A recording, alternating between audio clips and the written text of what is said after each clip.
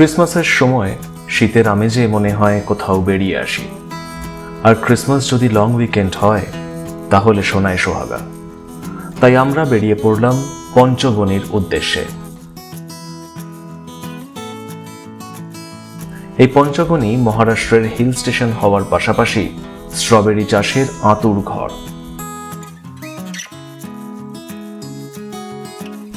এই ভিডিওতে আমাদের পঞ্চগনি ভ্রমণের সব ইনফরমেশন আছে, তাই ভিডিওটি শেষ অবধি অবশ্যই দেখুন এবং চ্যানেলটি সাবস্ক্রাইব করুন।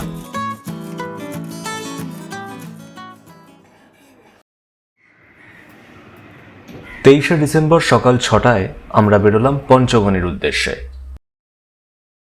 সুন্দর রাস্তা ধরে আমরা এগোতে থাকলাম। লং ড্রাইভে বেরিয়ে সূর্যোদয় দেখার অনুভূতি অনন্য। আমরা মিট করলাম আমাদের ভ্রমণ সঙ্গীদের সাথে, টিয়াদি, সঞ্জীবদা এবং আয়ুষ। তারপর আবার যাত্রা শুরু করলাম। আমাদের জার্নিতে প্রথম ব্রেক প্রাতরাশের ম্যাকডোনাল্ডসে।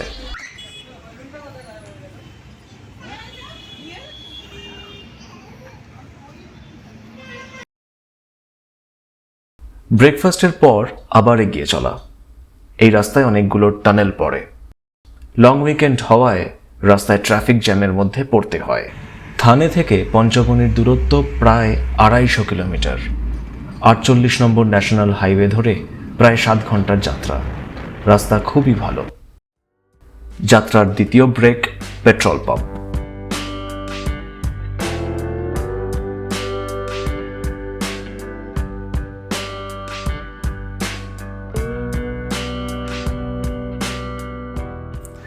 বেলা 12:30টায় আমরা থামি একটি ধাবার সামনে।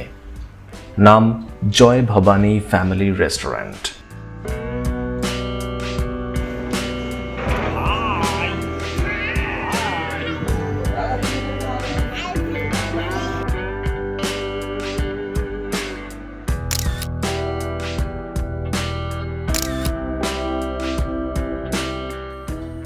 লাঞ্চের পর কিছুটা এগোতেই শুরু হলো পাহাড়ের চড়াই। আঁকামাকা পথ পেরিয়ে পাহাড়ে ওঠার এক আলাদা আমেজ। রাস্তার কন্ডিশন খুবই ভালো।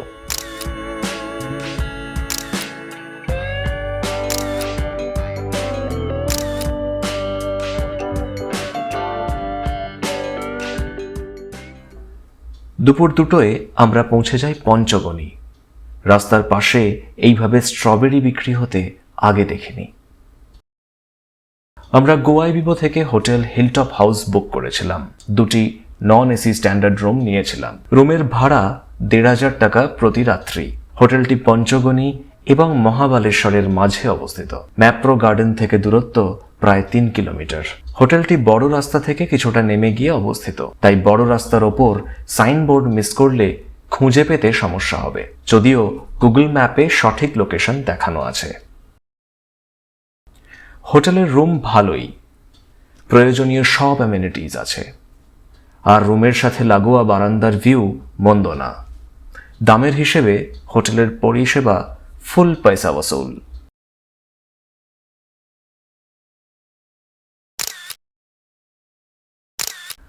লং ড্রাইভের পর একটু বিশ্রাম করে সন্ধ্যের সময় বেরোলাম ম্যাপ্রো গার্ডেনের উদ্দেশ্যে। গার্ডেনের পাশেই রয়েছে কার পার্কিং এরিয়া। সেখানে গাড়ি রেখে হেঁটে প্রবেশ করলাম। ক্রিসমাসের জন্য সুন্দর করে সাজানো এই ম্যাপ্রো গার্ডেন।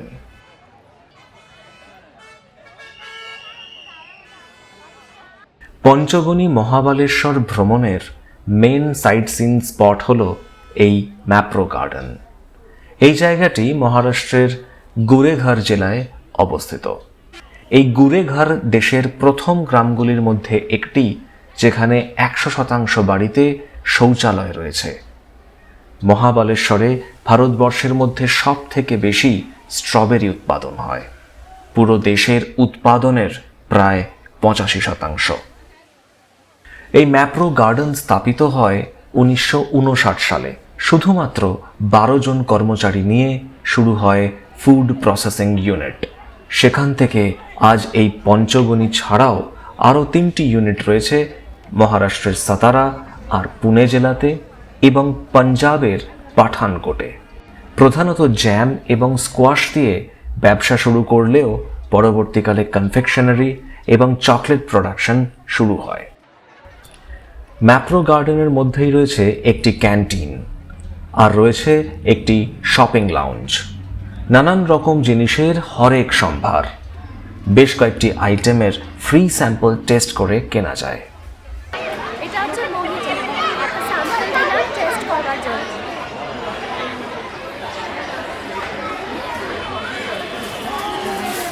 ভালো, খুবই সুন্দর।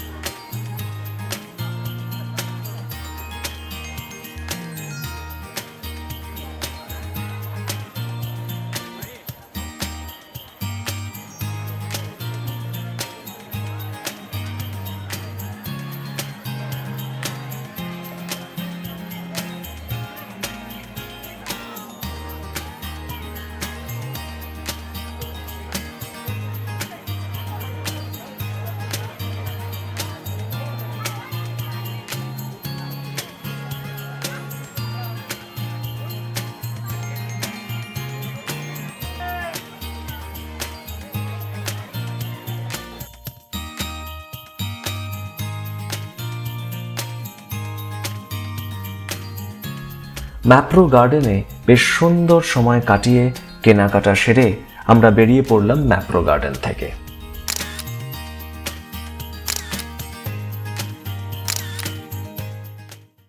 এরপর পঞ্চগণিতে একটি রেস্টুরেন্টে সুন্দর ডিনার সেরে হোটেলে ফিরে এলাম। সারাদিন ধকলের পর সঙ্গে সঙ্গেই ঘুমিয়ে পড়ি।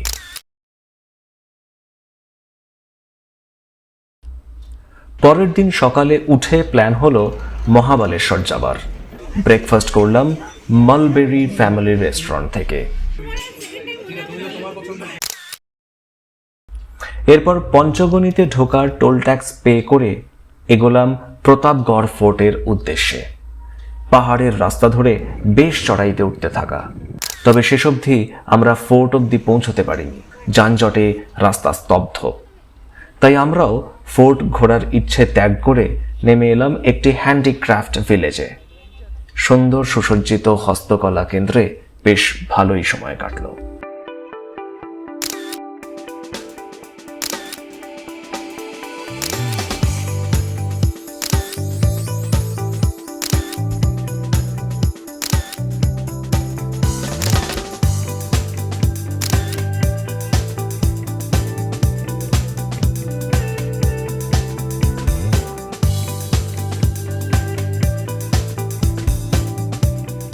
এরপর পৌঁছলাম ভেন্না লেকে।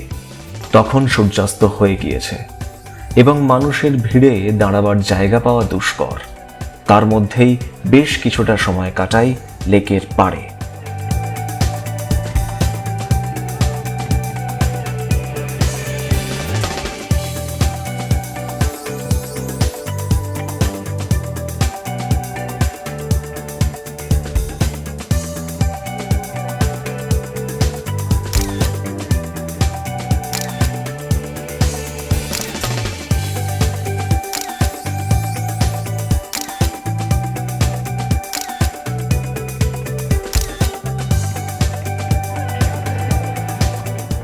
লেকের পাশেই আছে একটি মেলা, নানান রকম খেলার মেলা, ছোটদের আদর্শ স্থান।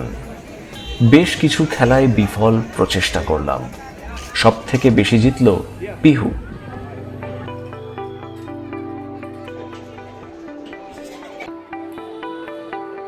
এরপর খেলাম মহাবালেশ্বরের স্পেশাল স্ট্রবেরি আইসক্রিম, বেশ ভালো খেতে।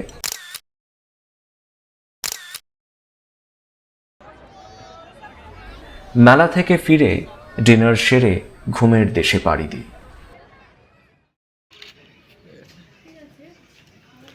পরের দিন সকাল 9টায় বেরিয়ে পড়ে হাজির হলাম ম্যাপ্রো ক্যাফেতে। আগের দিন রাতে ভিড়ের মধ্যে ঘুরে দেখেছি, দিনের আলোয় ঘুরব বলেই যাওয়া। খুব সুন্দরভাবে সাজানো গার্ডেন, এখানেই প্রাতরাশ করার সিদ্ধান্ত নিলাম।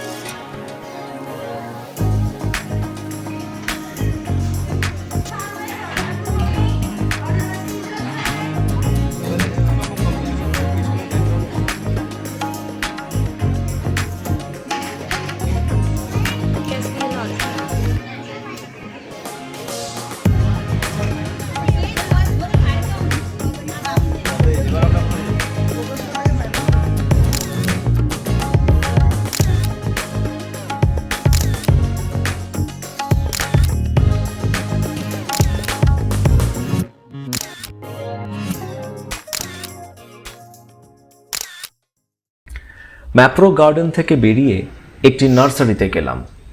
খুব ভালো গাছের সম্ভার। যারা গাছ ভালোবাসেন তাদের পক্ষে এখানের নার্সারি থেকে খালি হাতে ফেরা খুব কঠিন হবে।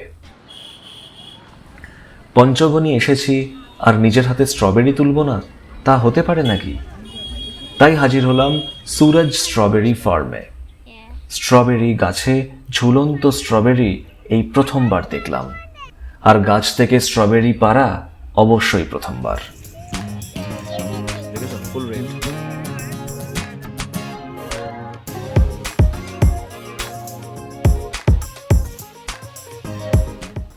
এখানে কোনো প্রবেশ মূল্য নেই।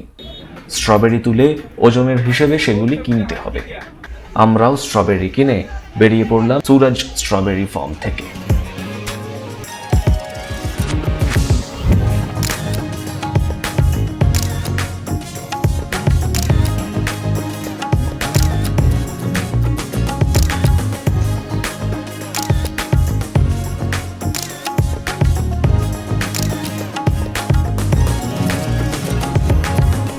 এরপর হাজির হলাম আর এক সাইট সিন স্পট টেবল ল্যান্ডে।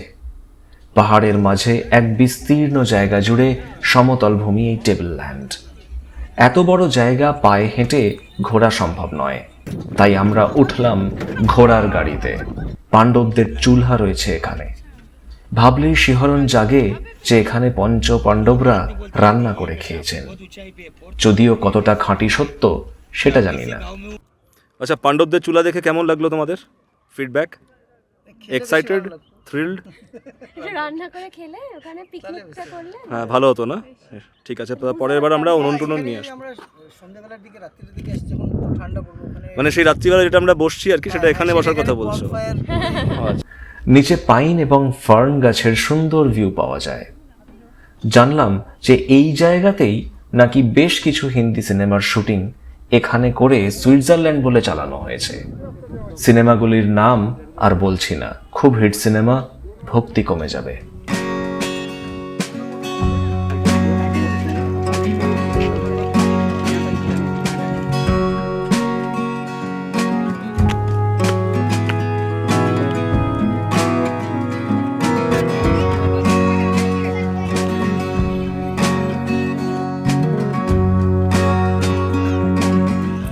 এই বিশাল আকার টেবিল ল্যান্ড ঘুরে আমরা ঘোড়া গাড়ি ছেড়ে দিলাম।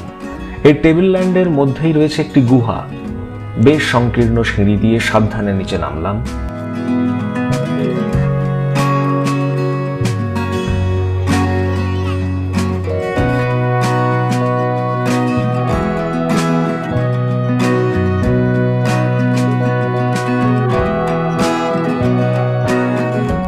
গুহাটির মধ্যে একটি মহাদেবের মূর্তি আছে।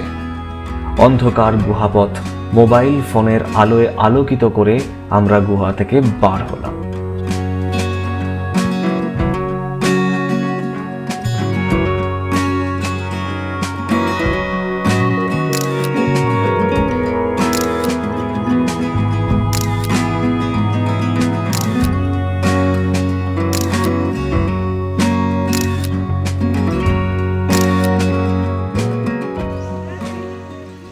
আমাদের পরবর্তী সাইট সিন প্লেস হলো দেওয়ারিয়া আর্ট ভিলেজ। এটি একটি অফবিট জায়গা। সাধারণত ট্যুরিস্টরা এখানে আসেন না, তবে আর্টের প্রতি ইন্টারেস্ট থাকলে জায়গাটি মাস্ট ভিজিট প্লেস। জায়গাটিতে প্রবেশ করতেই দেখা যায় একটি শোরুম, যেখানে এখানের তৈরি হওয়া আর্টওয়ার্ক বিক্রি হয়। কালেকশন দেখে মুগ্ধ হতে হয়।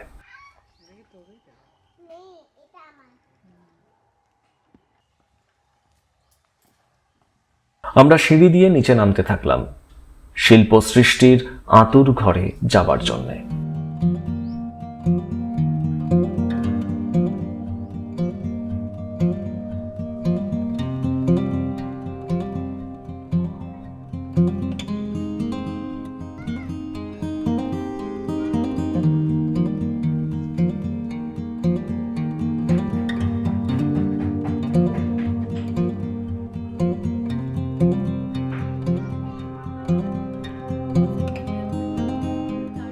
মোহিত হয়ে দেখলাম শিল্প এবং তার স্রষ্টাদের।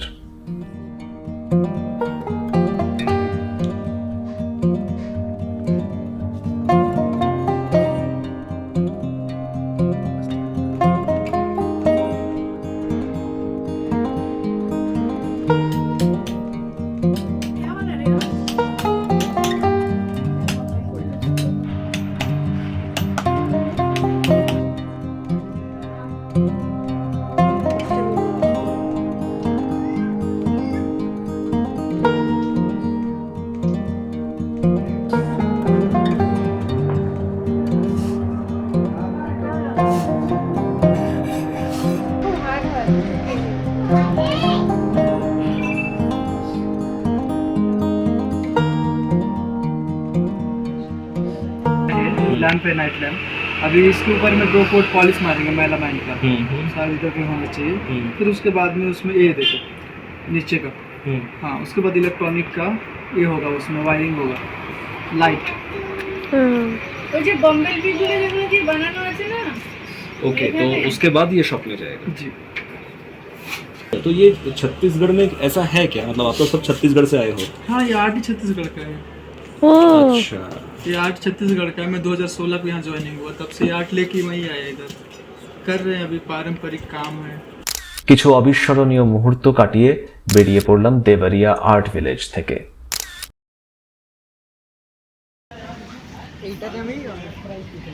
এবারে লাঞ্চের পালা।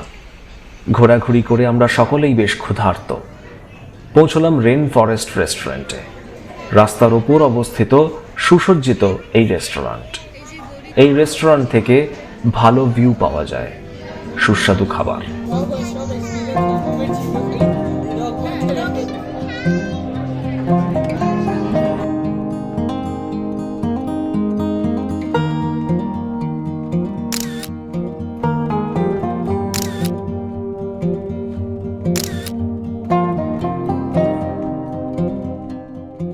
সন্ধ্যের সময় গিয়ে হাজির হলাম চিজ ফ্যাক্টরিতে।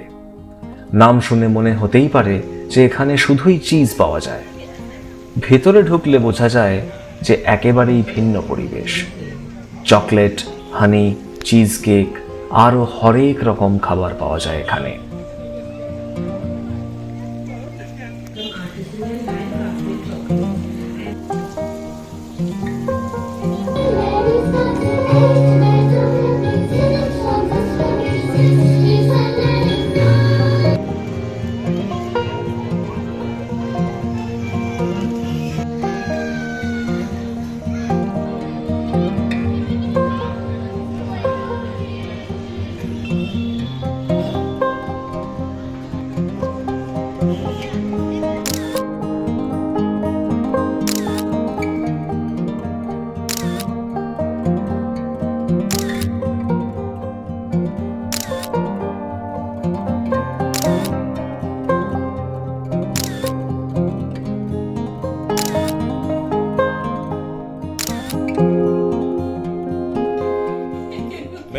বেড়াতে গেলেও বাঙালি 25শে ডিসেম্বর কেক কাটবেই। আমরাও একটি ছোট কেক কাটার মধ্যে দিয়ে সেই ট্র্যাডিশন বজায় রাখলাম।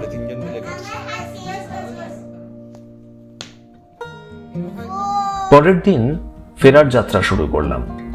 অত্যধিক ভিড়ের মধ্যে আমাদের অসুবিধে হলেও পঞ্চগনি ভ্রমণ বেশ ভালোই লেগেছে। পাহাড়, লেক, সুস্বাদু খাবার আর সুন্দর সাইট সিন প্লেসের মোড়কে ঢাকা স্ট্রবেরির স্বর্গরাজ্য। আমরা খুব শীঘ্র ফেরত আসছি আমাদের অন্য ভ্রমণ অভিজ্ঞতা নিয়ে। চারপাশ পরিচ্ছন্ন রাখুন, সুস্থ থাকুন এবং ভ্রমণে থাকুন।